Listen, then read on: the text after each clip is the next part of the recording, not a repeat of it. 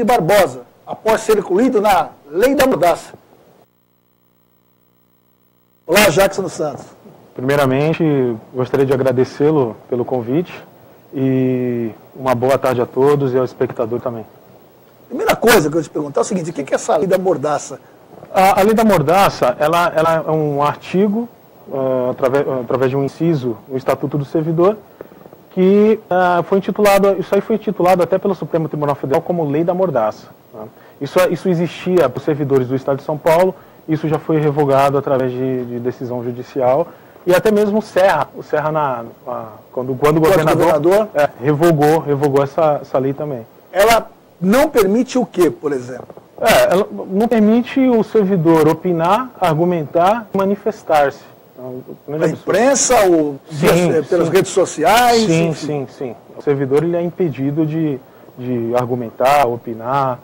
Infelizmente, a maior vítima disso tem sido os guardas municipais.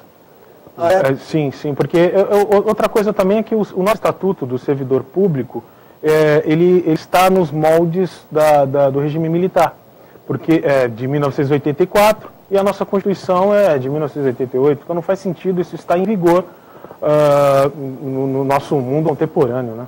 Mas vocês tentaram, uma época, revogar essa lei, através da Câmara Municipal, isso? Sim, tentamos, todos os vereadores, todos, acho que um só foi contra, foram a favor da revogação. E aí foi aprovado até eles foram contra o veto da Comissão de Justiça da Câmara. Foram contra. A Comissão de Justiça está vetado. Vetado porque eles entendem que é privativo ao prefeito. Né? E todos eles foram a favor do segmento do projeto. O projeto já foi apresentado por 2 vezes.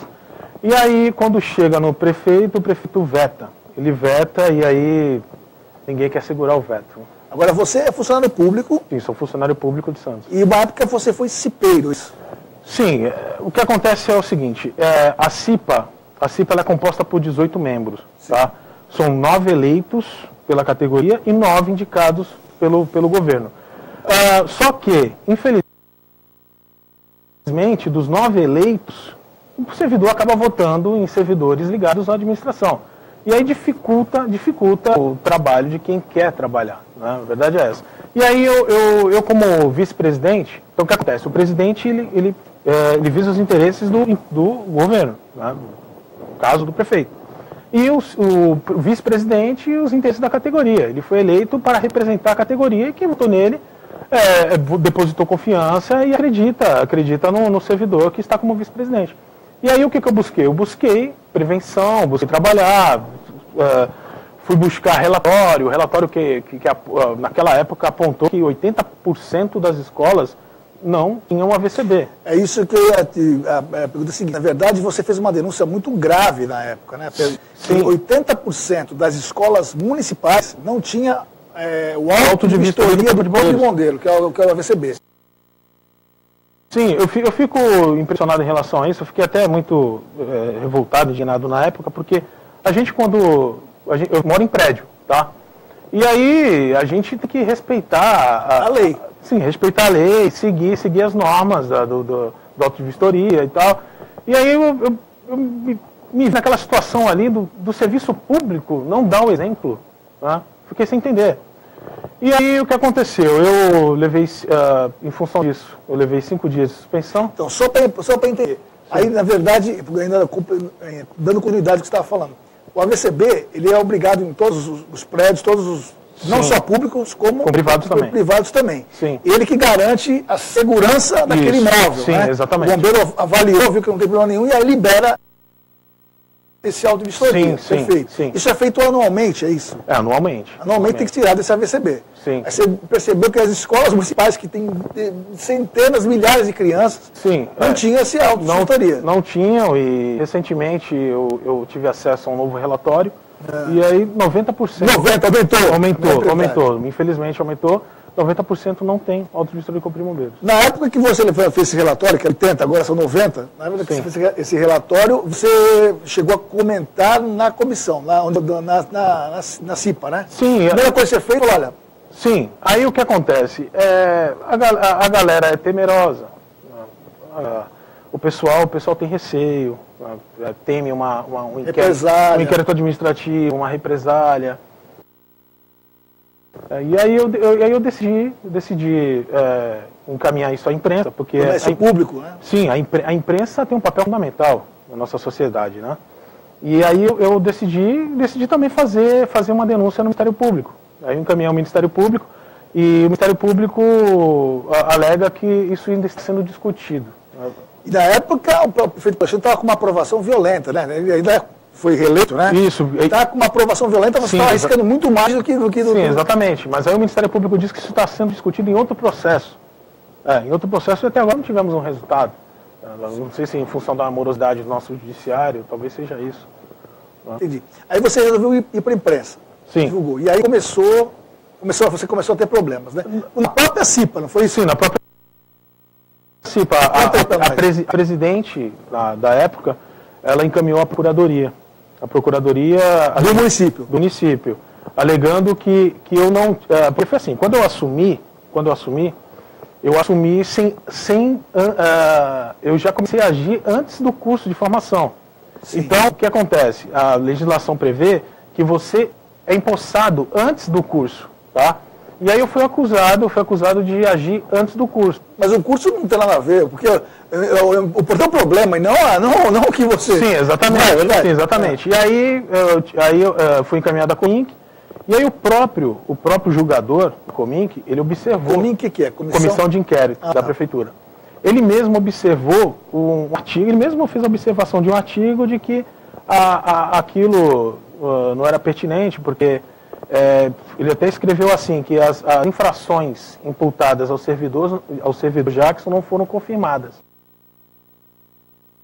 Ele até escreveu, não foram confirmadas, porque a legislação aponta que só a posse já te dá direito, já legitima o cipeiro a começar a trabalhar. A começar a trabalhar. Até porque, geralmente, que esse candidato a CIPA tem uma noção de segurança, de leis e tudo mais. Exatamente. E aí eu levei suspensão de 5 dias. Mas foi te dado ampla defesa? Sim, aí foi dada ampla defesa. E aí o resultado foi esse, que as infrações não foram confirmadas. Sim. As infrações. Porque ele observou lá na legislação municipal de que eu poderia atuar sem fazer o curso de formação. E aí foi observado isso. Aí daí então aí eles entenderam, bom, já que não como posso dizer, já que não foram as infrações não foram confirmadas, então vamos puni-lo com baseado no inciso 3, porque isso é uma portaria. Sim. Aí a portaria está lá, você infringiu o artigo tal, inciso tal, tá? Então, aí não foram confirmadas as infrações. E aí, o certo deveria me chamar, deveria ser chamado novamente, isso, para me defender do inciso 3. E aí o inciso 3 é proveito pessoal para satisfação do ego. Foi isso que alegaram. Se você denunciou isso, porque você queria tirar proveito de alguma forma, satisfazer o seu próprio ego. Meu próprio ego. Ou seja, isso, exatamente. Mas por que você faria por esse lado? Então, eu realmente fiquei sem entender, não entendi, e aí eu busquei o judiciário. Sim. Aí você foi punido. Sim, fui punido. Como funcionário público. 5 dias de pensão. 5 dias de suspensão do seu trabalho. Isso. É isso. E essa foi a punição. Sim, essa foi a punição. Aí você ficou insatisfeito. Sim, fiquei muito insatisfeito e busquei a justiça, a vara da Fazenda Pública, e aí foi decidido a liminar. Liminar? Isso. Decidido voltar a trabalhar, a suspendeu Sim, suspendeu a sua punição. Isso, suspendeu a suspensão. E aí a prefeitura entrou com agravo de instrumento para revogar minha liminar. E aí o desembargador lá do Estado de São Paulo entendeu que a liminar não deveria ser revogada e que seria inviável, ainda escreveu isso, seria inviável revogar essa liminar porque está com vícios de nulidade, né? E aí o que aconteceu? Aí apareceu um juiz substituto apareceu Eu não entendo porque muitos colegas estão sendo vítimas aí de juiz substituto, porque quem concedeu a liminar foi a juíza titular. De repente aparece um juiz substituto no meio do processo. O juiz substituto apareceu. Bastam a titular por algum motivo, né? Sim. E aí revogaram minha liminar e julgaram a ação improcedente. Esse juiz aí julgou a ação.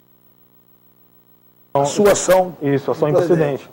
Aí já manteve a decisão da prefeitura. Isso, manteve a decisão da prefeitura. Aí eu recorri ao Tribunal de São Paulo e lá foi julgado por 3 juízes e os 3 juízes, por unanimidade, me deram ganho de causa. Então você ganhou. Sim. Ou seja, o que tem que devolver? Aí devolver o segundo disco que você tinha se descontado? Sim, é isso?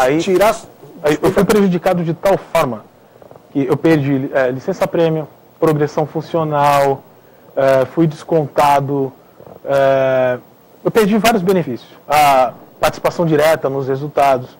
Então, isso, quem vai pagar? Quem vai pagar tudo isso futuramente? É o munícipe. O munícipe é quem paga imposto. Porque, acima de tudo, além de servidor, eu também sou cidadão da cidade, sou santista, nasci em Santos, e eu quero o melhor para a cidade.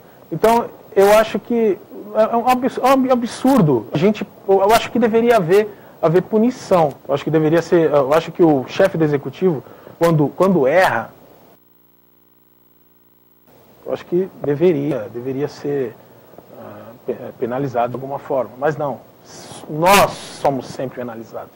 Infelizmente, o contribuinte é penalizado. Na verdade, ainda vão te pagar tudo isso ainda. Ainda não caiu na tua conta ainda. Não, isso ainda vai demorar um tempo. Ainda. Isso, a gente aguarda transitar em julgado o processo. Né?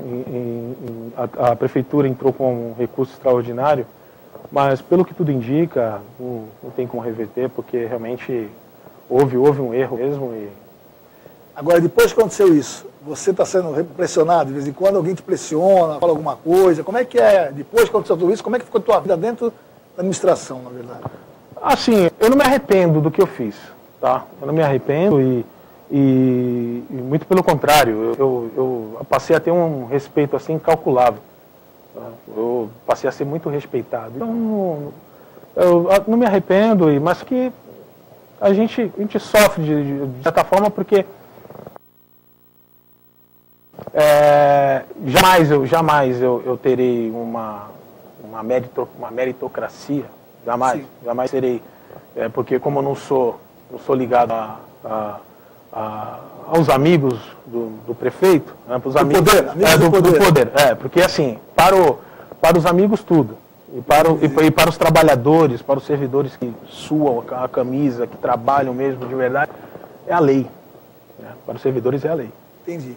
E aí você não acha que outros servidores em outros municípios deveriam tomar essa atitude assim? Deveria ser mais buscar exatamente, olhar o lado da população, enfim. Eu acho que não só os servidores de outras regiões, de outras cidades, eu acho isso na própria cidade de Santos, eu acho que está faltando isso, sabe?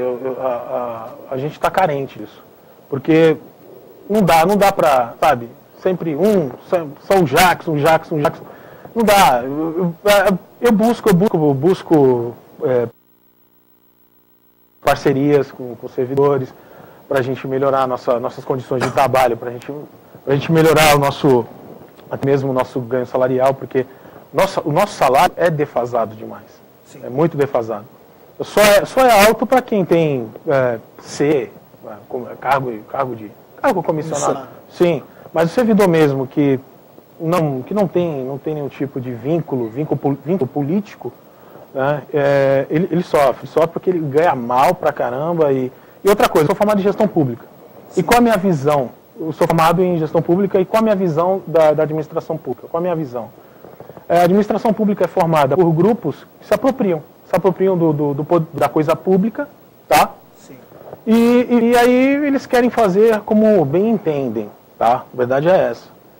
E aí acontece o que aconteceu agora recentemente, eu cobrei da ouvidoria sobre uma funcionária que acumula um cargo, ela é diretora de ensino na escola do Estado e acumula cargo de professora aqui em Santos. E aí ela foi designada pelo secretário de gestão a uma função gratificante gratificada na Secretaria de Transportes. Isso, na verdade, é outra denúncia que você fez, né? Sim, exatamente. Você fez isso também via rede social, essa situação também ganhou uma projeção muito grande aqui em Santos. Sim, sim. Não é verdade? Só um minutinho, só para falar para o pessoal que está nos assistindo agora, que pode participar, quem é de Santos, por favor, entre no Facebook, faça uma pergunta para o Jackson aqui, para mim, enfim, fique à vontade, pode participar. Mas vamos lá, vamos falar um pouquinho sobre essa questão aí. Você denunciou uma professora que teria sido deslocada da Secretaria de Transportes. Sim, ela acumula um cargo de professor desde 1993, e aí ela foi designada a uma função gratificada que exige um cumprimento de carga horária de 8 horas. Tá? E aí, como professora, e aí eu questionei, cadê a professora?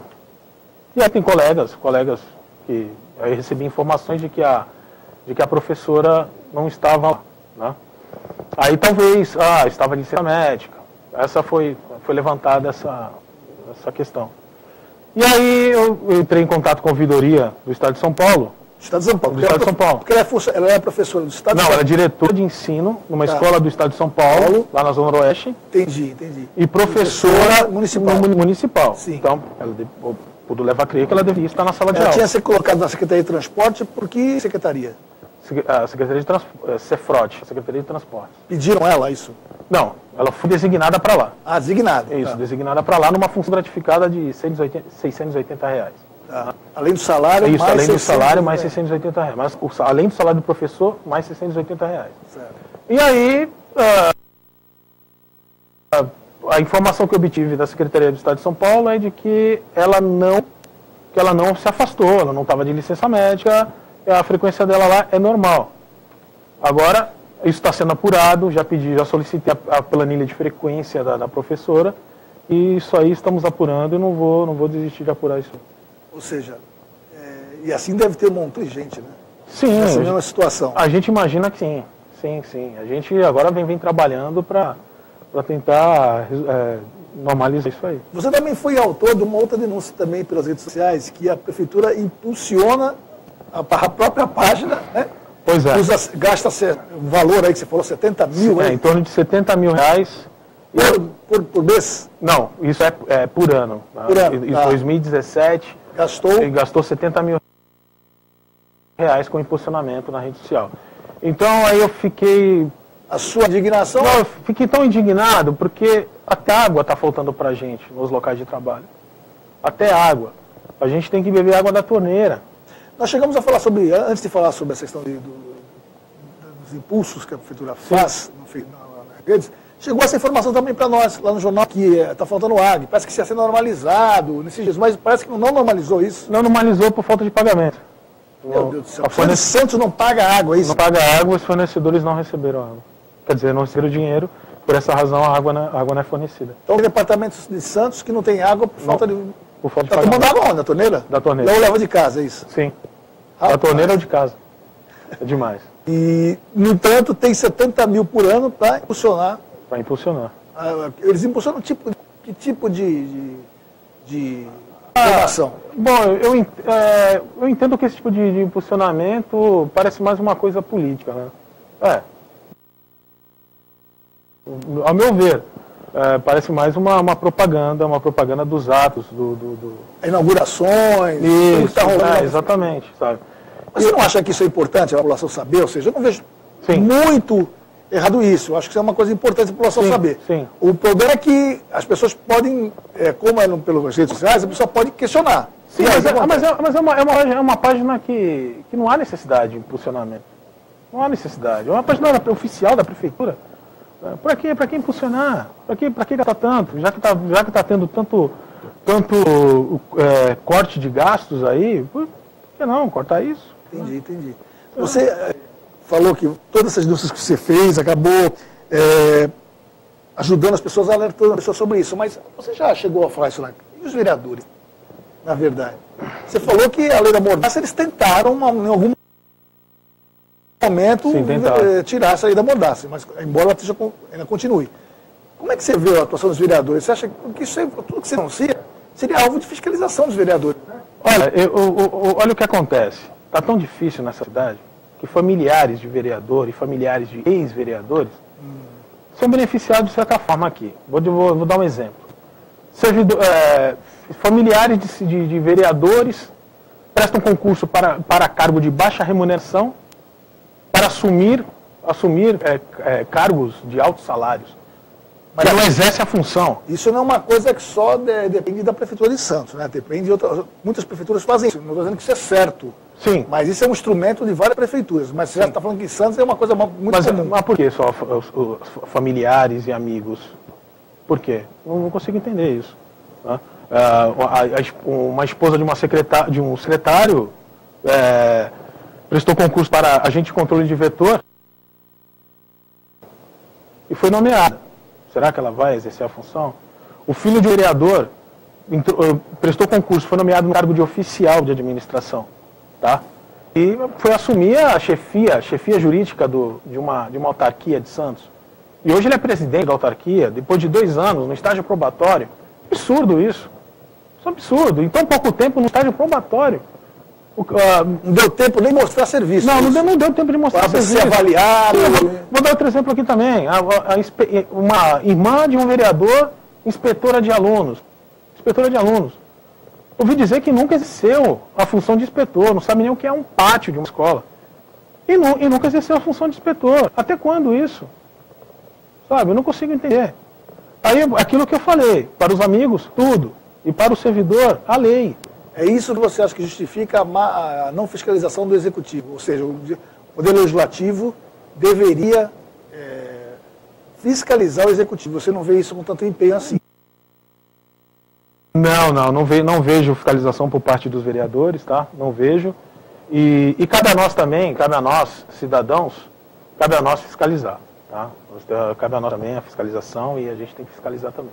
Agora, aqui em Santos nós temos 2 sindicatos, né? Sim. O Sindeste e Sindicerv. Um defende os estatutários, não é isso? Sim. E o outro foi dividido, a Justiça dividiu como defendendo os questionados, é mais ou menos Sim. isso. Né? No teu caso, né, o que aconteceu? Os 2 sindicatos tomaram à frente das tuas causas, como é que ficou isso? Eu não me senti representado, não me sinto, e grande parte dos servidores também, grande parte não se sente representada. E a advogada no início, advogada do sindicato, quando eu fui, no início foi ela quem estava me defendendo lá na Cominc, ela disse que eu tinha errado mesmo, porque eu não podia atuar antes do curso de formação. Olha só, mas precisou o julgador observar isso, e não minha advogada? Coisa estranha, né? De ser meu advogado. Né? Sim. E aí eu acabei constituindo um advogado particular, o Dr. Paulo Leandro Ferreira. E aí, graças a Deus, através dele aí, eu consegui obter resultados positivos. Você acha que o prefeito Paulo Alexandre acertou algumas coisas, mas errou do que acertou? E se ele acertou alguma coisa, o que do seu ponto de vista ele acertou? Assim? O que foi mais legal no governo dele? Olha, no governo dele tá difícil apontar acertos, viu? Olha, tá difícil. Tá difícil. Até mesmo em relação ao servidor público, eu estou muito preocupado com as terceirizações. Tá? Por quê? Porque você pode ver aí as OS. Né? Essas OS organizações sociais. Organizações sociais. É isso que eu queria tocar nesse ponto para você. Então, cada vez mais elas estão entrando no poder público, é isso? Exatamente. Os funcionários do PS Central foram prejudicados, tá? Funcionários públicos. Esses concursados. Exatamente. Por quê? Porque eles estão perdendo plantões, eles estão perdendo direitos, né, e estão perdendo espaço. Né, porque a organização social chega com a mão de obra privada e o servidor perde espaço. Tá? Isso que vem acontecendo. Na saúde está bem forte isso. Está bem forte isso. E lá Isso pode acontecer na educação também, tá? Não é só na saúde, não. Está previsto também para a educação. E lá na UPA Central da Zona Noroeste, também vai acontecer. A UPA Central ali do lado do 5º Distrito. Ah, isso estou falando da Zona Noroeste. Zona Noroeste. Lá ainda vou inaugurar, está programado para inaugurar no final deste ano. E vai acontecer o mesmo lá com os servidores lá do PS da Zona Noroeste também. Ou seja, eles estão perdendo até benefícios que a própria, como servidor, teriam. Isso, exatamente. E aí fica complicado. Aliás, você mandou na Zona Oeste, né? Eu? Não, eu fui nascido e criado lá, eu morei 20 anos na Zona Oeste. Eu amo aquele lugar. Eu amo aquele lugar e passei momentos ali, momentos felizes. E você vê a mesma investimento lá do que você vê na praia, do centro? Como é que você vê isso? Olha, em relação a investimento, até o momento é só o canal das Minas de Melo que está bem revitalizado ali, vai ficar uma maravilha. Agora, quanto à saúde, à educação, ali ainda precisa melhorar muita coisa. O que você acha? Você falou em educação. Sim. Você tocou no ponto da educação. Você falou que isso pode ser terceirizado. Isso, ouvi falar, mas em que sentido seria? Sim, porque a gente acompanha o Diário Oficial, a gente acompanha, e aí está lá no Diário Oficial. OS, fundação não sei do que, vai